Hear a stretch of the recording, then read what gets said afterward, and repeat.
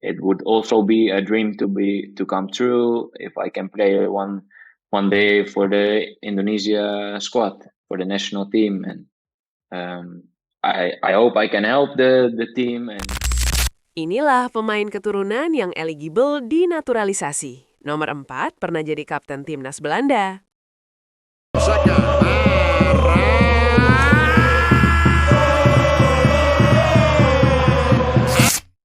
Timnas Indonesia saat ini sedang berada di fase yang tidak mudah, bukan karena kekurangan pemain berbakat dan bukan pula karena minim dukungan supporter, namun karena sepak bola Indonesia tengah memasuki masa transisi. Hasil yang diraih pada tahun lalu belum sepenuhnya memuaskan, meski ada beberapa momen yang sempat menumbuhkan optimisme. Di tengah situasi tersebut, muncul satu sosok yang kini menjadi pusat perhatian, yaitu John Herdman.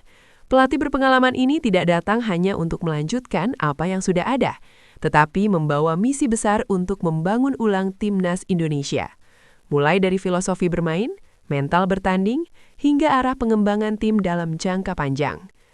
Untuk mendukung proyek besar tersebut, PSSI dikabarkan masih akan terus melanjutkan program naturalisasi pemain keturunan.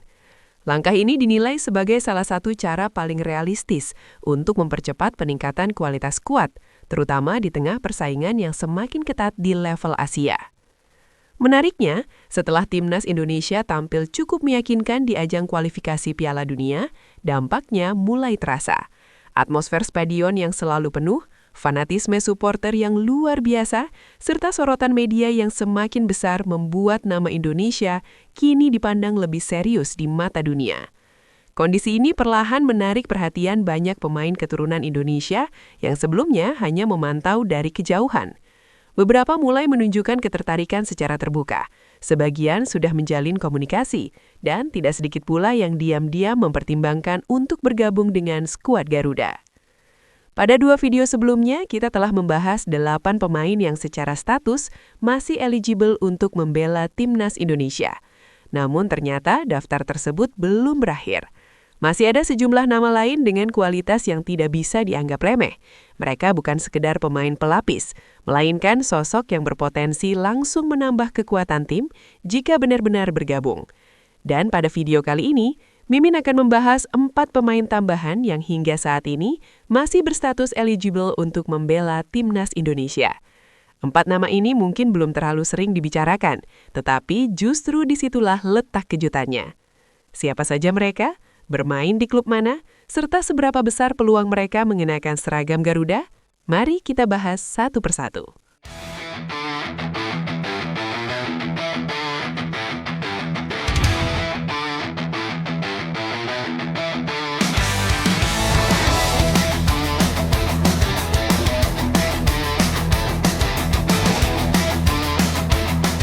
Nama Jayden Oosterwolde sempat mencuat cukup kencang sebagai salah satu pemain keturunan Indonesia yang masuk dalam radar John Herdman.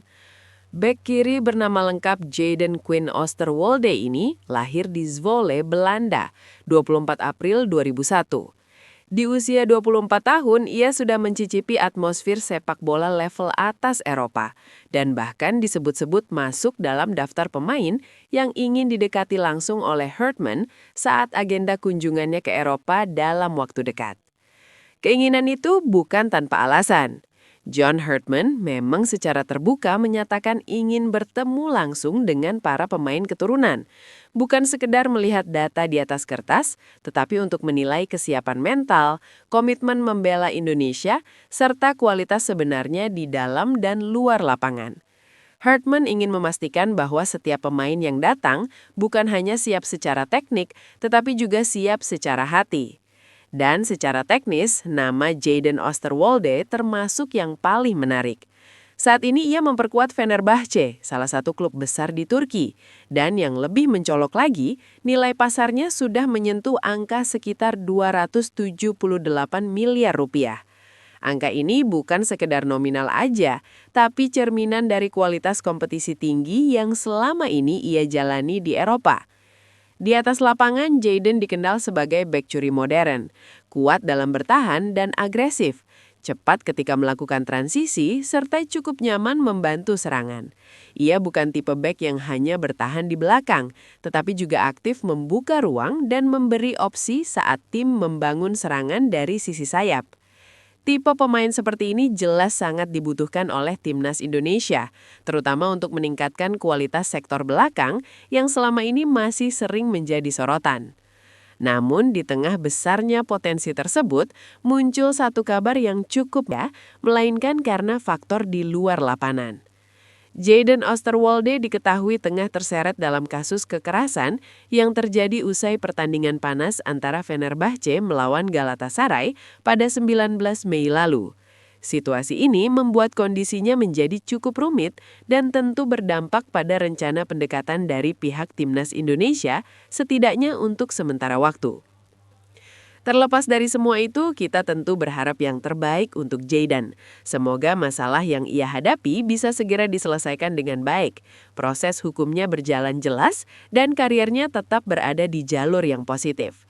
Karena jika suatu hari nanti pintu itu kembali terbuka, Jayden Osterwolde tetap menjadi salah satu nama yang sangat menarik untuk masa depan timnas Indonesia. Bukan hanya karena kualitasnya di atas lapangan, tetapi juga karena potensinya untuk menjadi bagian dari generasi baru skuad Garuda yang lebih kuat dan kompetitif di level Asia.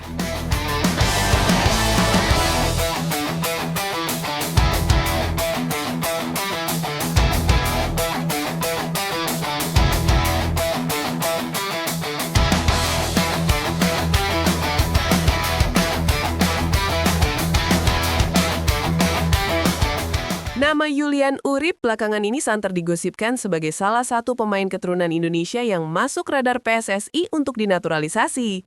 Sejak awal 2024, namanya mulai ramai diperbincangkan di berbagai platform media sosial dan forum penggemar timnas.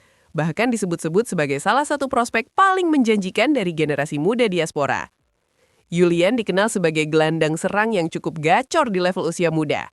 Ia saat ini berkembang bersama AZ Alkmaar dan sering disebut sebagai salah satu wonderkid potensial milik klub tersebut, mengingat peranannya yang cukup menonjol dalam skema permainan tim muda AZ.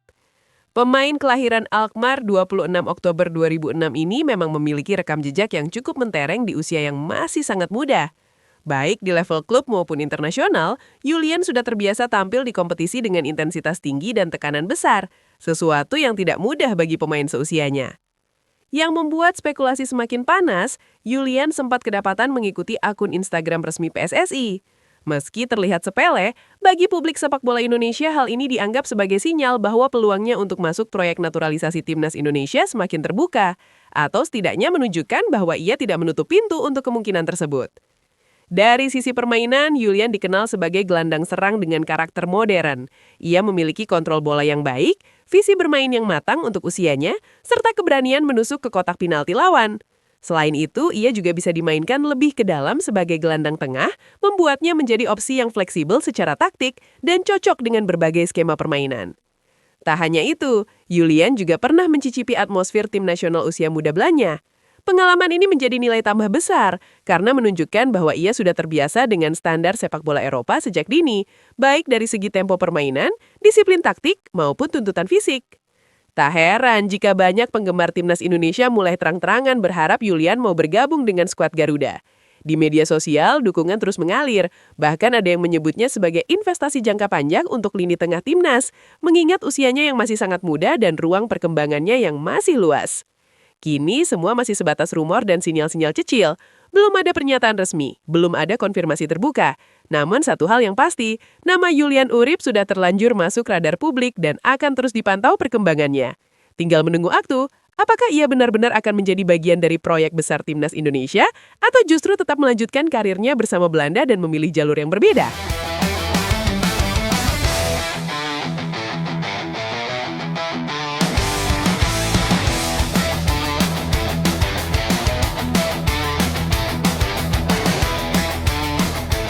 Muncul satu nama lagi yang ikut meramaikan bursa pemain keturunan Belanda Indonesia, yaitu Michel van Rooyen.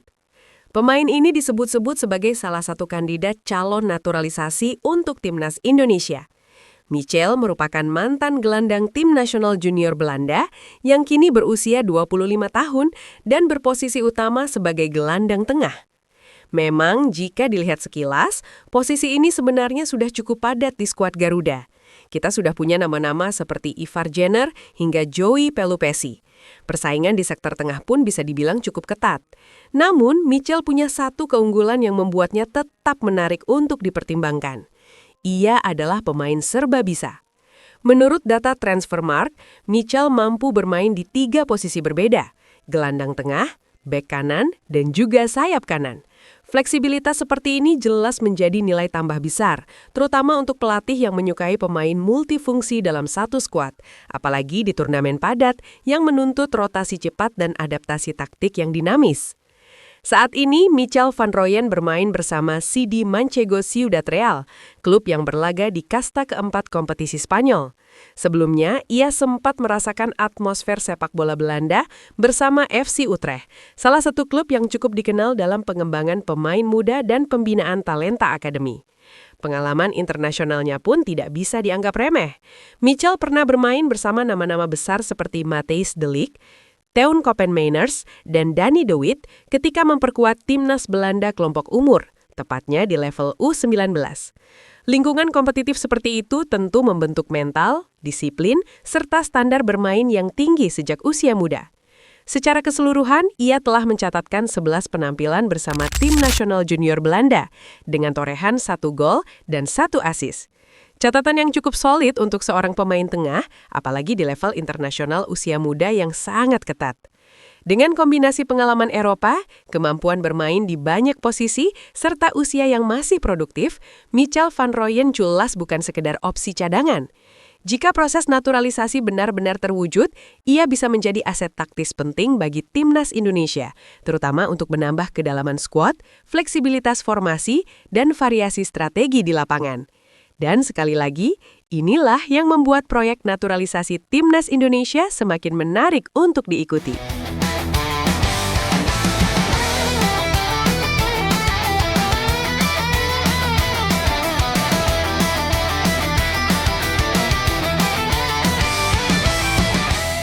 Satu lagi talenta berbakat yang layak masuk dalam radar timnas Indonesia, Mike Klein.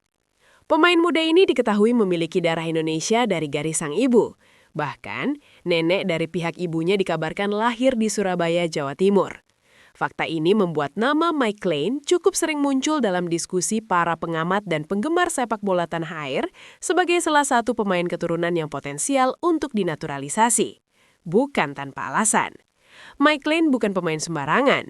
Ia sudah memiliki pengalaman penting di level usia muda, termasuk pernah dipercaya menjadi kapten timnas Belanda kelompok umur.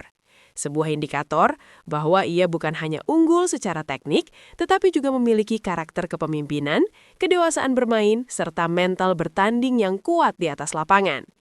Jika melihat statistik dan perkembangan kariernya, Mike bisa menjadi opsi menarik untuk menambah kedalaman skuad timnas Indonesia. Apalagi, talenta keturunan Indonesia di Belanda memang cukup melimpah dan kini menjadi salah satu fokus utama dalam program naturalisasi yang terus digencarkan oleh PSSI demi meningkatkan daya saing tim di level Asia. Yang membuat Mike semakin menarik adalah fleksibilitasnya. Saat ini ia memang lebih sering diplot sebagai fullback kiri bersama klubnya, Sparta Rotterdam. Namun sejatinya, Mike memiliki kemampuan bermain di beberapa posisi. Ia juga bisa ditempatkan sebagai gelandang tengah, bahkan berperan sebagai pengatur tempo ketika tim membutuhkan kontrol tempo dari lini kedua. Laman Transfermarkt sendiri menyebut Mike sebagai sosok playmaker modern, tipe pemain yang tidak hanya kuat dalam distribusi bola, tetapi juga aktif membuka ruang, membantu progresi serangan, dan berani mengambil keputusan cepat di bawah tekanan. Jika suatu hari Mike benar-benar bergabung dengan timnas Indonesia, bisa dipastikan persaingan untuk menembus skuad utama akan semakin ketat. Kehadirannya bukan hanya menambah jumlah pemain, tetapi juga meningkatkan kualitas kompetisi internal, yang pada akhirnya bisa berdampak positif pada performa tim secara keseluruhan. Saat ini Mike masih muda dan tengah menimba pengalaman bersama Sparta Rotterdam di kompetisi tertinggi Belanda, Eredivisie. Nilai pasarannya pun berada di kisaran 4,5 miliar rupiah. angka yang cukup menjanjikan untuk pemain seusianya dan menunjukkan bahwa ia bukan talenta biasa, melainkan aset potensial untuk jangka panjang. Menarik untuk ditunggu, apakah nama Mike Glenn nantinya benar-benar akan masuk dalam proyek besar Timnas Indonesia atau justru menjadi kejutan manis di masa depan yang datang tanpa banyak disadari? Kalau kita tarik garis besar dari semua nama yang udah dibahas, satu hal jadi semakin jelas. Timnas Indonesia sedang berada di fase yang sangat menarik. Bukan hanya karena kualitas pemain lokal yang terus berkembang, tetapi juga karena semakin banyaknya pemain keturunan dengan pengalaman Eropa yang mulai masuk radar.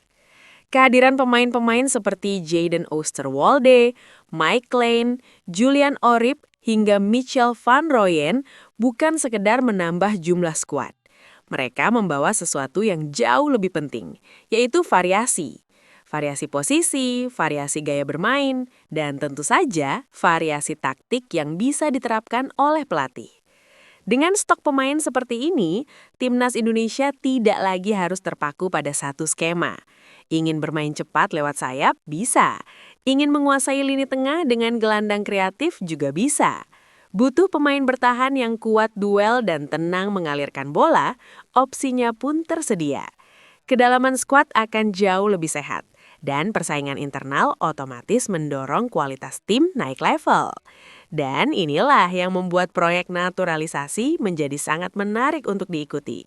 Bukan karena sensasinya, tetapi karena dampaknya yang nyata terhadap masa depan permainan Timnas Indonesia. Sekarang giliran kalian. Dari semua nama yang sudah kita bahas, menurut kalian siapa yang paling layak diprioritaskan untuk segera dinaturalisasi? Dan di posisi mana Timnas Indonesia paling butuh tambahan kekuatan saat ini? Tulis pendapat kalian di kolom komentar ya. Menarik untuk kita baca dan diskusikan bersama.